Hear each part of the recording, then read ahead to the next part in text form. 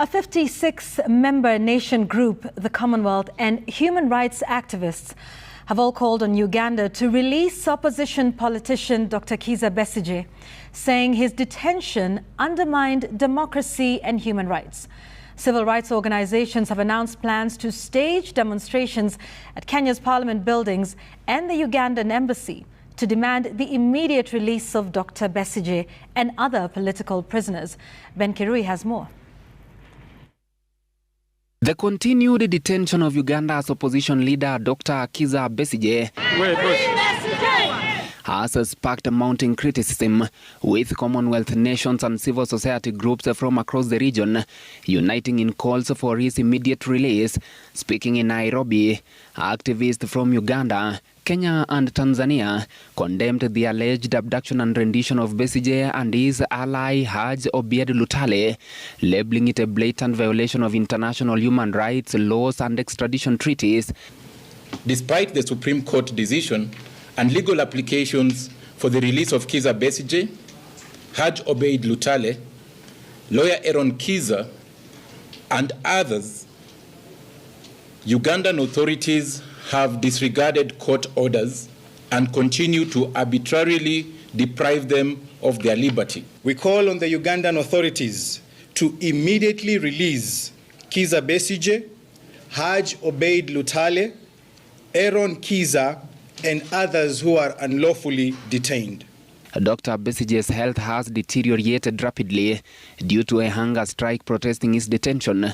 His family has expressed a deep concern over his condition, describing him as weak and dizzy. On Monday, he was transferred to a medical facility in Kampala after experiencing severe weakness and difficulty breathing. This coming after authorities had repeatedly denied him access to his own doctor is worrying. We fear that this sudden change signals a severe decline in his condition. The medical union has spoken out and given a scientific medical analysis of Dr. Besigye's health, which is in serious jeopardy. Free all political prisoners in Uganda. In response to his continued incarceration, civil rights groups have threatened to stage mass protest, including occupying Kenya's parliament and the Ugandan embassy, to demand the release of all political prisoners.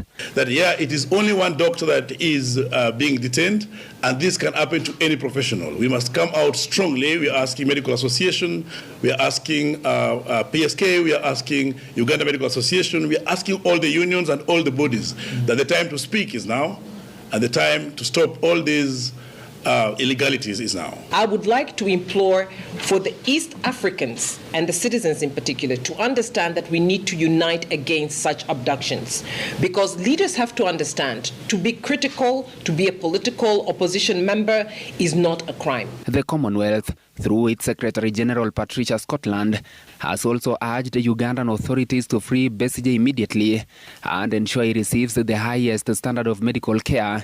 The 56-nation organization expressed a deep concern over the prolonged detention of Dr. Besigye, Haj Obied Lutale, and lawyer Aaron Kizza, arguing that it undermines the Ugandan Supreme Court's ruling of January 31st, 2025.